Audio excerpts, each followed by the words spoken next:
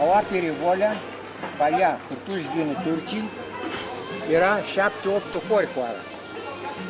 Una hoară era la Juncola, una hoară era Istița, una era Valea Caldă, acolo avea copii. Când duceam hoară, fumeli. 3, 4, 5 fumeli. Avea copiile acolo, stătea și fumelile acolo. Una hoară era la Călivi, una hoară era la Baitani și unul la Păliu Mănaștri. Era și una hoară la Grădina Lierii.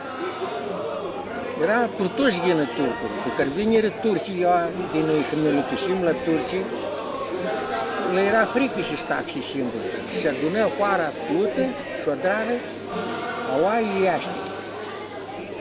Aua iaște știu. Dar și-și vea de turcii. Și când vine turcul oace, tu hilie te trăcoșa, când vine turcul oace? Pericol, tu hilie te trăcoșa, icuși, atunci vine turcul oace.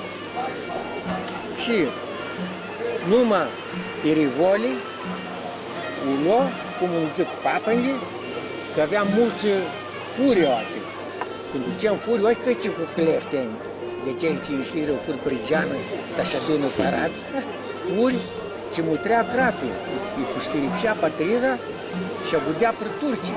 Avea multă furioase. Cum era acolo Petrone? Cum era acolo Petrone, avea multă cleftoi.